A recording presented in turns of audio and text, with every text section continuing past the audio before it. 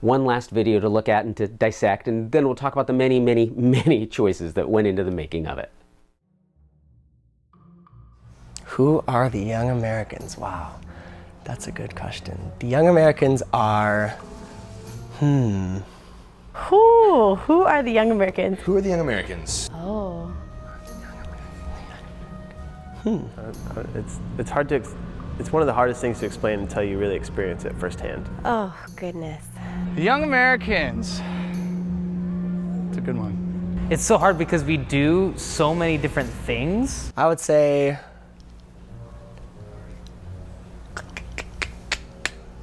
Who are the Young Americans? It's so unexplainable. Started off as a choral group in 1962, but then has grown to be just a performing arts community. So they're college kids who just love giving and love performing and love music and love just being goofballs with everyone else. If you could imagine all of the qualities of the Mad Hatter and divide them into individual people and then put them in one big group, that's the Young Americans. But they're just not as crazy. Well, okay, some of them, but. Like kid in high school who may have not like fit in, at least I was. And then like when I found Young Americans, I was like, this is like me. Like this is where I feel safe. This is where I feel like I can be me. A support system, really. I'd say we're a group of people who go all over the world and we try to break the boundaries of what music education is. Take a cast of about 40 people and we say, go out into the world. And we take over a town and we teach a show in 2 days or 3 days, and then we perform it with everybody on the third day. And Workshop is a lot of hard work, but also the most fun thing you will ever do. People to inspire kids through music and dance, but not through music and dance. Fitting in as many life lessons as you can and masking it in the form of putting on a show. So even though we do it through music and dance, the real, like, I guess, hidden thing in the workshop is self-confidence. just to bring kids out of their shells and to give them more confidence, because that's what they did for me when I was a town kid. Bring out that person in you that you haven't found yet or you have found, and just like let it shine to the world. If they have a talent for music or for dancing, we want them to show it off. But like, if that's more of a challenge area, we just want them to have fun.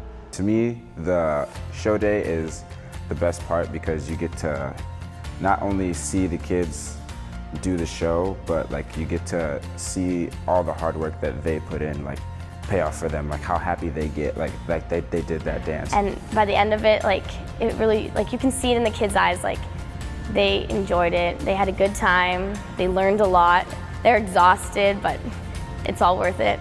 It really is to show you guys that you can do anything you set your mind to, whether that be singing or dancing or anything away from performance.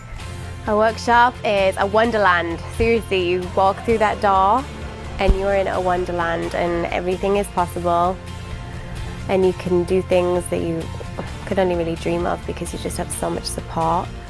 So it's a wonderland. It's only 3 days and it's over, and then you have to say goodbye and all that stuff, and you go to the next town. Yeah.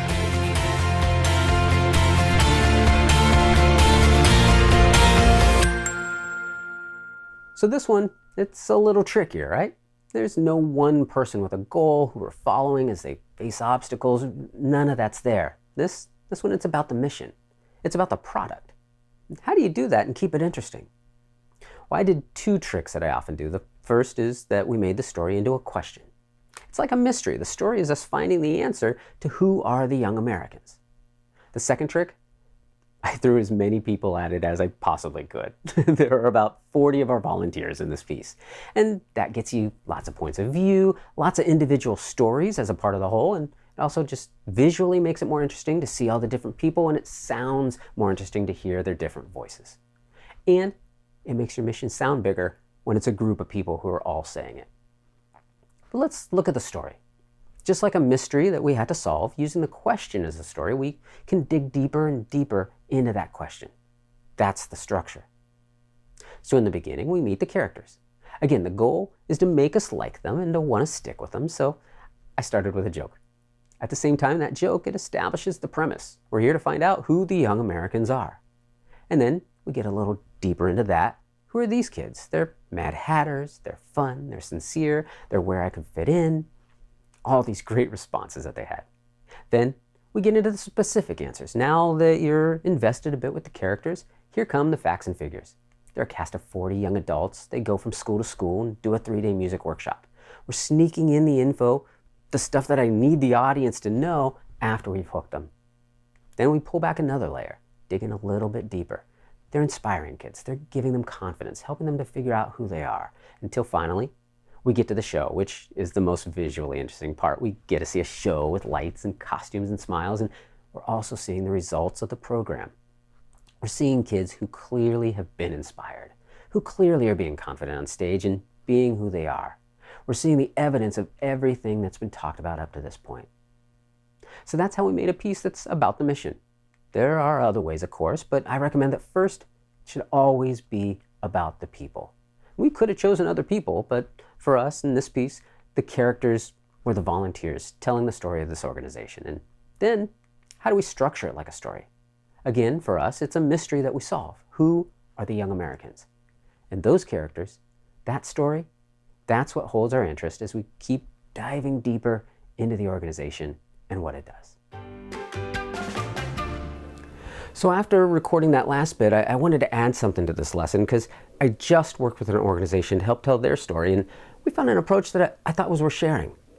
The organization, it's a children's advocacy center that works with kids who've been abused or neglected. And the actual work they do can be sensitive as well as a bit technical, and so we wanted to figure out a way to bring the audience into their story without overwhelming them. And of course, we had to make sure to protect the privacy of the children that the center works with.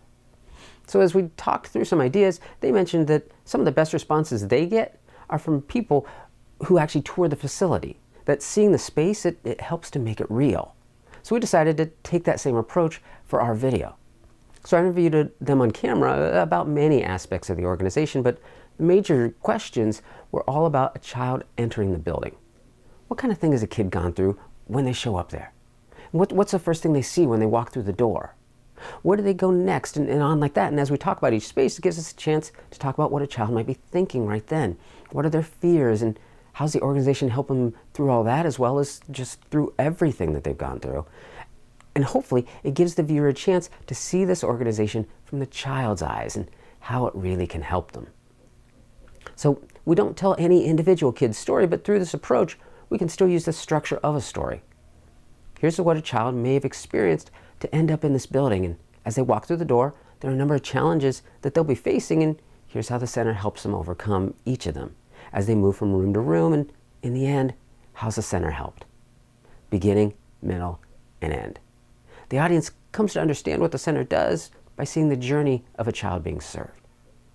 So again, there are lots of approaches that you can take to help make your mission video to be a little more engaging than just telling your mission.